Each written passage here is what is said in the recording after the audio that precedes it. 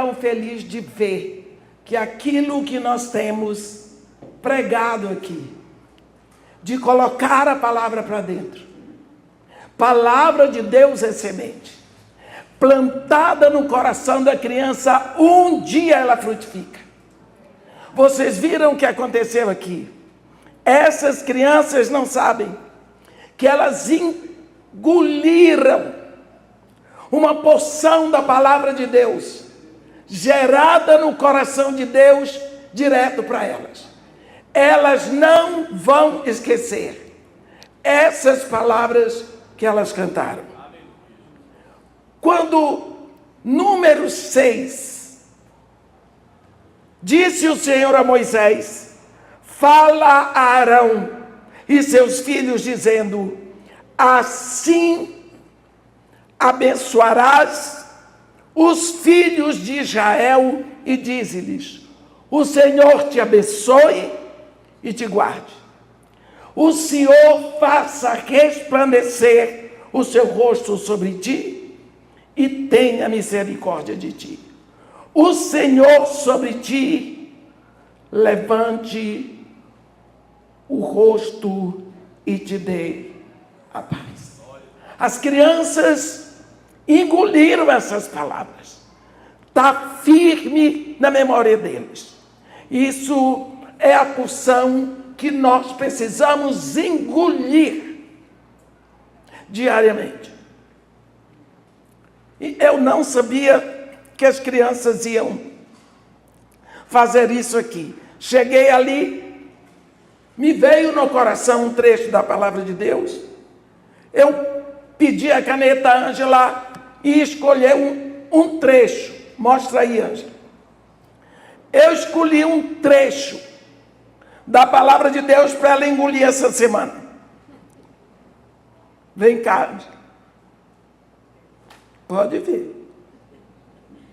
Para vocês verem como o Espírito, ele dirige.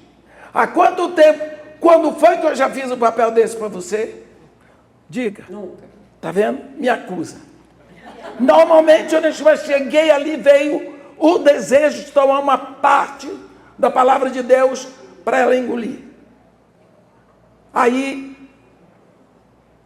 o que está escrito aí? Filipenses 4:8. Finalmente, irmãos, tudo que é verdadeiro, tudo que é respeitável, tudo que é justo, tudo que é puro, tudo que é amável, tudo que é de boa fama, se alguma virtude há e se algum louvor existe, seja isso que ocupe o vosso pensamento. Esta é a porção para ela memorizar essa semana. Domingo tem mais. Pode descer. Se você fizer isso, em um mês, você terá pelo menos 5 versículos memorizados. Ninguém memoriza de primeira. Ela vai ler isso umas 30 vezes. Quando for no outro dia, ela esqueceu tudo. Volta para lá. E vai. E você vai permeando o seu coração com a palavra de Deus. Que trabalho lindo. Louvado seja Deus pelo ministério dessa igreja. Plantando palavra de Deus. Palavra de vida. Semente de eternidade no coração dessas crianças. Como eu gostaria que todas essas igrejas estivessem incumbidas de semear palavra de Deus no coração de crianças. Porque um dia ela frutifica. E quando ela frutifica, ela vem com tudo. Agora eu quero convidar os irmãos para nós abrirmos a palavra de Deus no Evangelho de Jesus Cristo segundo Mateus, no capítulo 16. Evangelho de Jesus Cristo segundo Mateus, capítulo 16. Vamos começar a leitura no versículo 13.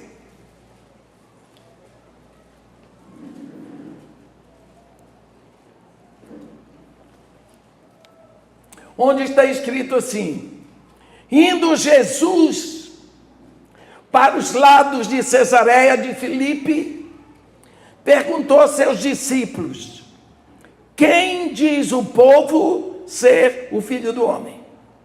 E eles responderam: uns dizem João Batista, outros Elias, e outros Jeremias ou algum dos profetas. Mas vós, continuou ele, quem dizeis que eu sou? Respondendo Simão Pedro disse: tu és o Cristo, o Filho do Deus vivo. Então Jesus lhe afirmou: bem-aventurado és, Simão Bar-Jonas, porque não foi carne e sangue que te revelaram, mas meu Pai que está nos céus. Vamos ver, os irmãos podem sentar. Quando Jesus Cristo, no ministério dele, aqui na terra, ele estava sempre muito ocupado, e principalmente cercado por multidões.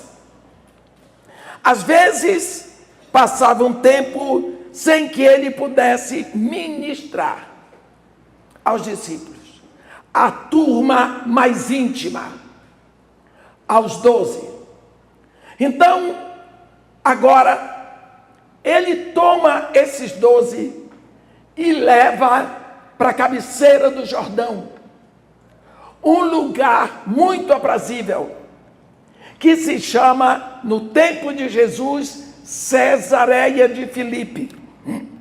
Existem duas Cesareias em Israel: Cesareia Marítima e Cesareia de Filipe.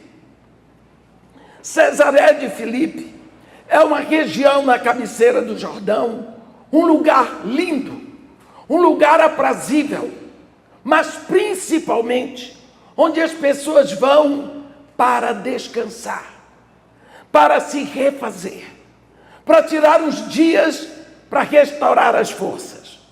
Esta região era tão cobiçada em Israel que muitos conquistadores tinham tomado para si.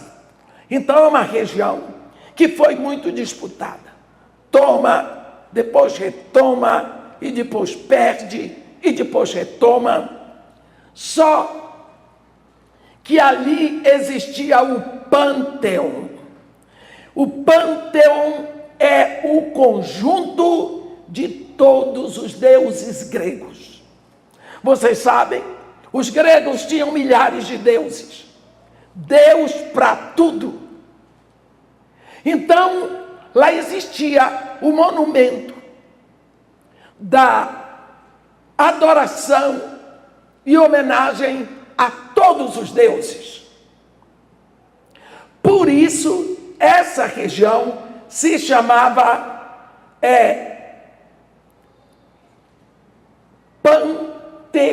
Pântio ou Panéias.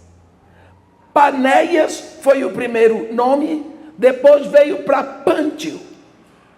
No tempo de Jesus, eram duas dinastias em Israel. A dinastia dos Césares, porque Israel estava sob o pulso do Império Romano, e a dinastia dos Herodes, todas duas inimigas de Israel, porque os Herodes não eram judeus, eles eram amonitas e inimigos de Israel. A ditadura dos Herodes. Quem retomou naquela época essa região de Panéias foi Filipe Herodes. Por isso, ele botou o nome Cesareia de Filipe em homenagem aos Césares e em homenagem a ele mesmo. Ele refez essa região e ficou tudo muito lindo. Um lugar de descanso.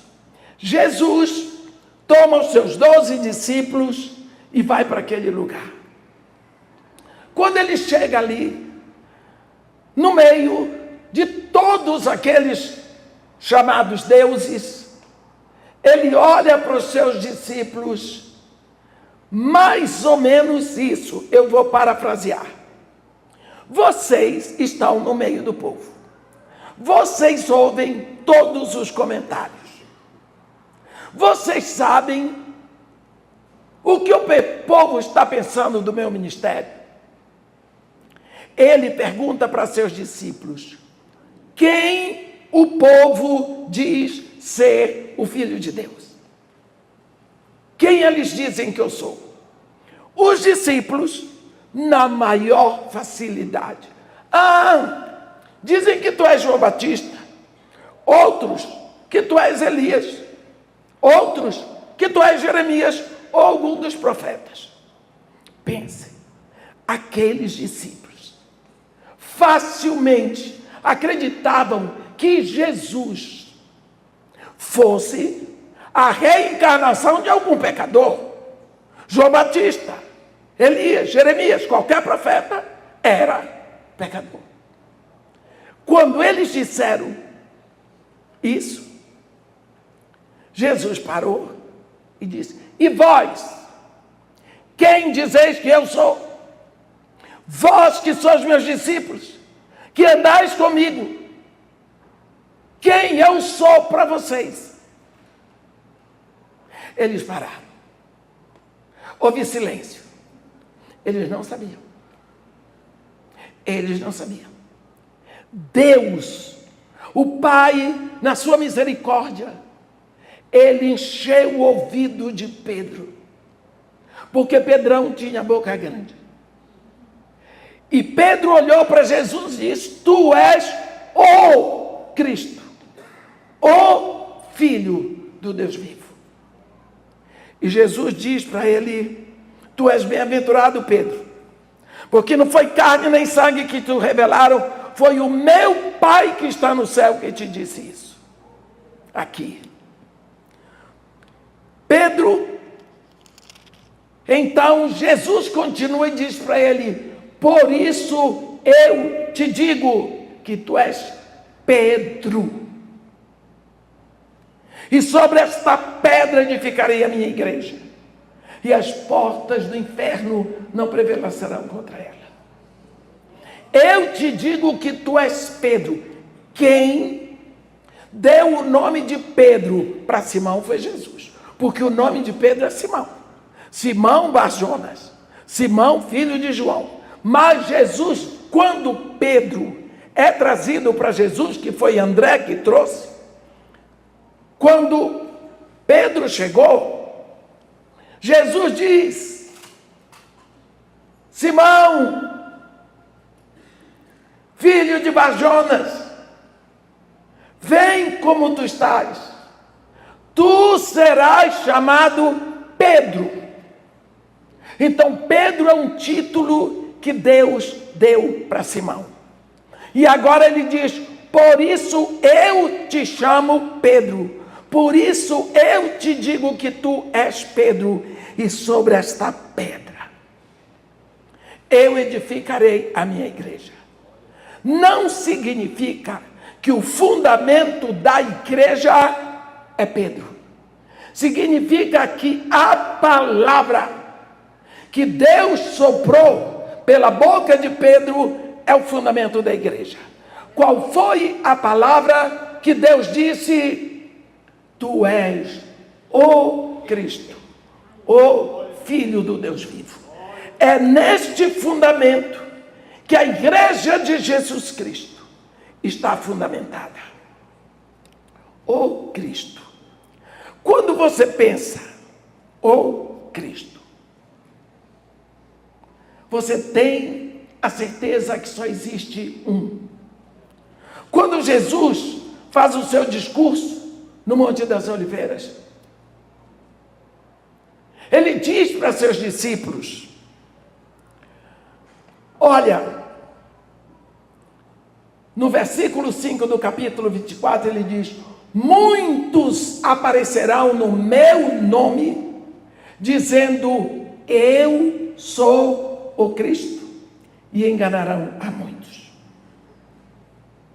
Muitos virão em meu nome, dizendo eu sou o Cristo, e enganarão a muitos. Você já viu alguém dizer, eu sou o Cristo? Tem aquele homem que aparecia lá do sul, o Henrique Cristo, né? Coitado, mas a gente sabe que ele tem um problema mental. Que ele falava até que sotaque. O que é Cristo? O que significa Cristo? É tão engraçado, nós repetimos os nomes, às vezes não associamos. Cristo vem de Christos, do grego. Cristo significa solução. Cristo, solução. Quando houve o primeiro pecado, foi no céu. O arcanjo Lúcifer se rebelou contra Deus com 1/3 dos anjos. Lúcifer virou Satanás e os anjos que o acompanharam viraram demônios.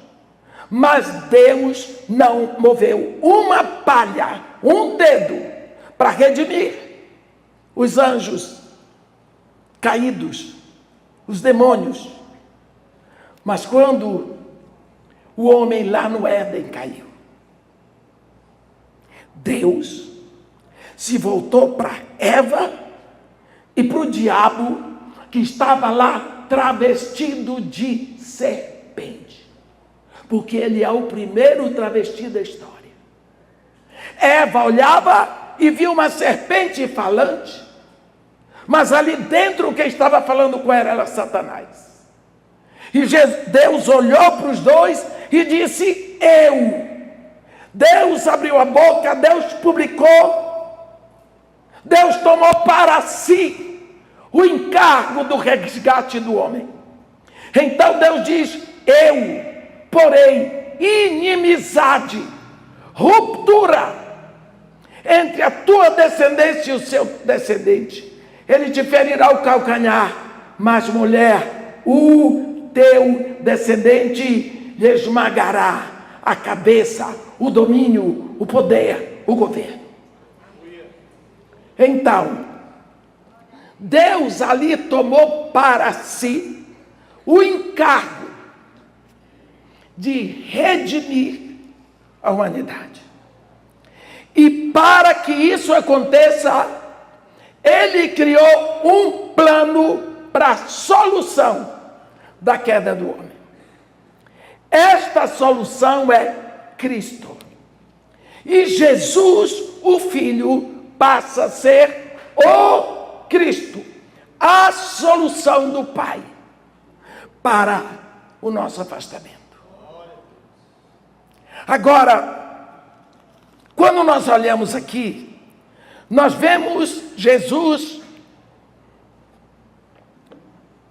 ali em Panéias, ali em Cesaré de Filipe, naquele pânteon de deuses que são criação da mente humana, e ele ali, para aqueles discípulos, ele era só mais um deusinho. Todo mundo achava que ele era mais um deusinho. Podia ser reencarnação de João Batista, Elias, Jeremias, qualquer profeta. Quer dizer, Jesus estava, para eles, alinhado a qualquer outro Deus. Jesus estava colocado paralelamente ao lado de deuses que nunca foram deuses. Hoje, qual é o Deus que domina a humanidade? Mamon. Mamon. Como você olha o mundo hoje? Como você vê a situação que nós estamos vivendo neste planeta? Vai fazer 2000 anos que nós temos a Igreja de Jesus Cristo aqui na Terra. E se nós olharmos a decadência, o que vem acontecendo, nós vamos nos adaptando a esse status quo. Vamos aceitando como é. Eu me pergunto que nós chegamos hoje a esse estado de decadência e de vergonha. Como? Para onde foram os homens responsáveis? Cadê a honra das nossas autoridades? Mentem, perseguem, adulteram, roubam. Não há nada neles que se possa admirar. Eu não estou falando só do Brasil, estou falando do mundo de uma maneira geral. Houve uma época em que existiam estadistas, homens de respeito, que sabiam representar a sua nação. Houve uma época em que existiam os grandes pintores, os grandes músicos. Para onde foram todos eles? Os grandes artistas. Hoje, fazer arte é pintar imoralidade, obscenidade, vergonha. Para onde foi toda a formação moral? Nós fomos nos adaptando a essas coisas. Em tão pouco tempo, meus irmãos, nós temos visto a decadência cultural, a decadência da nossa cultura. Nunca se viu tanta vergonha, nem entre os homens, nem entre as mulheres. Houve uma época que se diferenciava uma senhora de uma prostituta. Mas hoje, como nós chegamos a este ponto? Como nós chegamos a este ponto? O que é que está acontecendo? Será que nós podemos acordar? Afinal de contas, o que é isso que está acontecendo? Porque nós, meus irmãos, abandonamos os princípios criados por Deus e nós nos afundamos no poço da imoralidade e da degradação moral, que foi a imoralidade e a degradação moral que consumiram Sodoma e Gomorra. Hoje, nós estamos pior. Nós estamos pior. O que vem com isso? O declínio moral, a desintegração política, a desintegração social, a desintegração econômica. Isso tudo é trazido e plantado na mente desde os pequeninos, pela secularização em massa, que é feito, introduzido. As crianças estão vendo desenho animado, aprendendo o desvio da moral, porque algum elemento já vem ali, para a criança aprender a pensar diferente. Não é? E isso vem através dos entretenimentos que vão assaltando a fé cristã e vão corrompendo os nossos valores tradicionais. Vocês podem ter certeza que nós estamos muito pior do que Sodoma. Nós estamos enfrentando um fato sério lá no Rio de Janeiro. A escola pública resolveu que até a 4ª série, toda criança vai de manhã para a escola e tem que ficar até 2:30 da tarde. Porque eles têm que aprender mais sobre a ideologia de gênero. Isso vai ser forçado nas crianças. É ordem, é direção do poder público. Eles não estão interessados em melhorar a qualidade do ensino, mas de forçar o caminho do inferno para crianças. Porque é a hora que vai produzir depois. Porque pode ser que na sua eles não consigam botar, mas nas crianças eles conseguem. Isso está se fechando. Isso está se fechando. É a hora deles. O que nós vamos fazer? Nós vemos que será que ninguém vai acordar para ver isso? A própria mídia. Eu quero que você me dê exemplo de alguma notícia boa, louvável, admirável, de boa fama, de valor, de esperança que você ouviu da mídia esta semana, este mês, este ano. Não tem.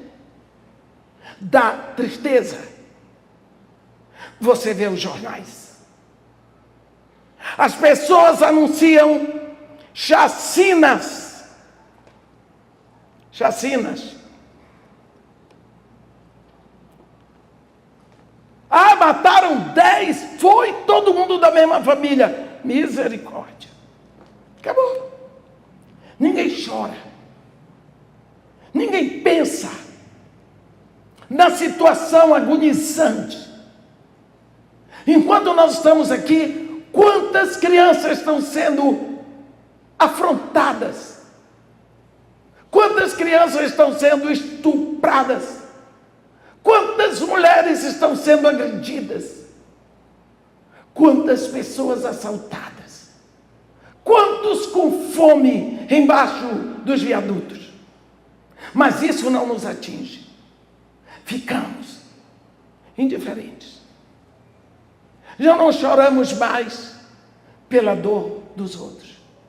A Bíblia diz: chorai com os que choram, e com os que se alegram, cantai louvores. Nós não choramos mais com os que choram, porque nos adaptamos. Nós estamos morrendo por adaptação.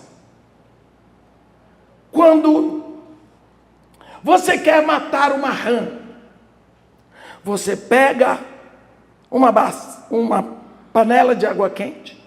Quando a panela está fervendo, você joga a rã dentro, a faz pá, e vai embora. Ela pula, ela não fica, porque a água está queimando. Se você realmente quer matar a rã, você põe a rã no fundo da panela e você acrescenta água fria. Aí você põe no fogo brando. O fogo vai aquecendo. A água vai amornando. A rãzinha vai abrindo as pernas. Ela vai ficando confortável. E aí dá um sono. E ela dorme e nunca mais ela acorda. Ela morreu por adaptação. Nós vamos nos adaptando a tudo aquilo que vai nos matar, a tudo aquilo que é mal.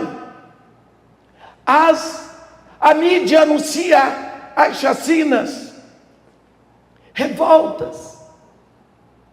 Quantas pessoas morreram no Iêmen hoje? Não tem problema, não foi aqui.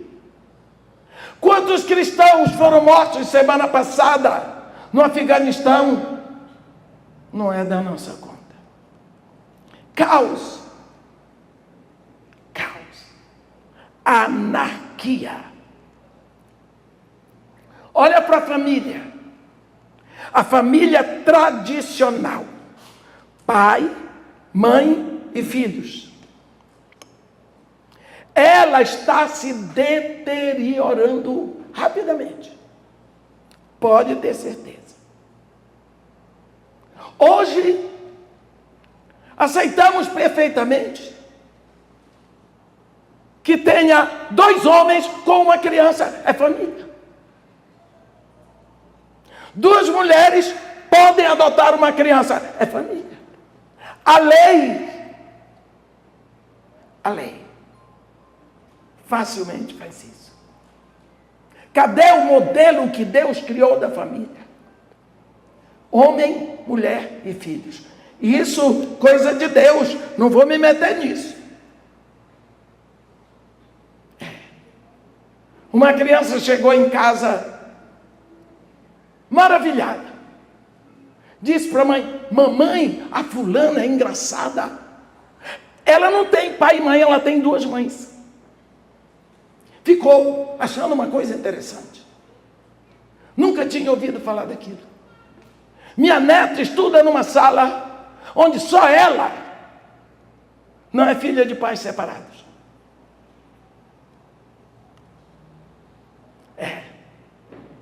Perversões, meus irmãos, que há pouco tempo não eram aceitas, nem seriam aceitas,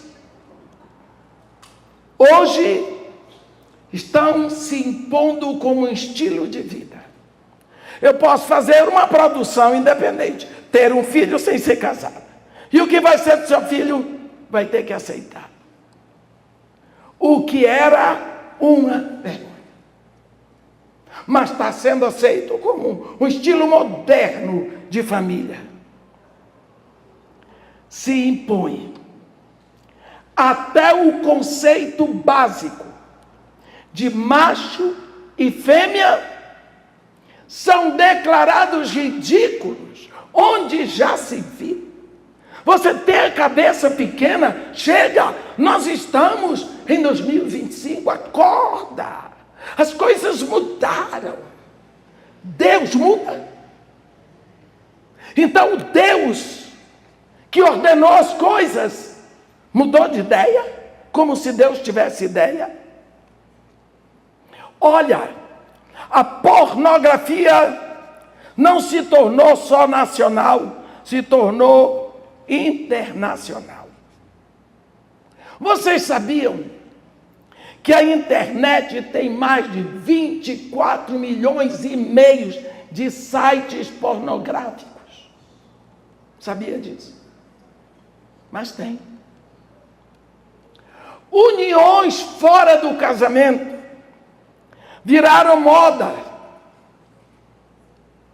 E nós poderíamos ficar aqui até amanhã de manhã, falando das aberrações que convivem conosco todos os dias. Nós vivemos adaptados, acostumados às aberrações. Deus, o nosso Deus, Ele instruiu a Josué que destruísse as tribos em Canaã por causa dessas práticas que nós aceitamos, nós abraçamos, nós achamos inteligentes. Tudo bem, deixa o povo, cada um é livre para fazer o que quer. Deus disse: destrua. Nós dizemos: não, coitadinhos. Nós precisamos ter o amor.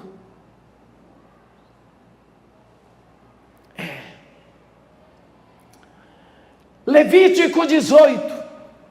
Deus faz uma lista de práticas abomináveis e avisa, deixa bem claro que não as aceitará. Mas hoje nós abraçamos, abençoamos, rimos, Pagamos a Netflix para dar ibope para esse tipo de coisa. E depois nós gritamos: Maranata, ó vem Senhor Jesus. Para onde? De que forma? Os sinais estão aí todos. Único sinal que ainda não está completo para que Jesus leve sua igreja da terra é o seguinte: este evangelho será pregado a todas as nações para testemunho, e então virá o fim. Os sinais estão todos prontos.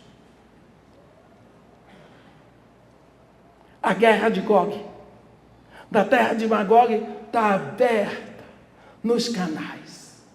Agora, com a chegada do Trump, ele entrou de frente com a Rússia e a Ucrânia, que é o desfecho para Magog. Mas nós estamos indiferentes à palavra. Se o Putin pegar a parte que ele quer da Ucrânia, ele se configura como Gog. E aí a batalha está preparada. Pode ler Ezequiel 38, 39. A Ângela sabe, há 3 anos eu venho seguindo isso todos os dias. É a única notícia que eu procuro na mídia. É sobre a Rússia e a Ucrânia, porque está escrito. Lá,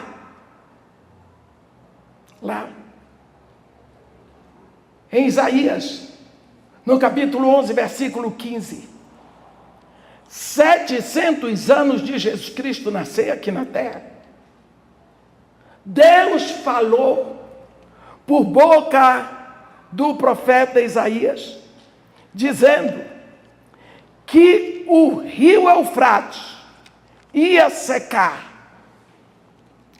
para que se preparasse. Desculpe, que o rio Eufrates ia secar, e de modo que qualquer um o atravessaria com pés calçados. Toma nota. Isaías 11, versículo 15. Quando você vai ao capítulo 16 de Apocalipse,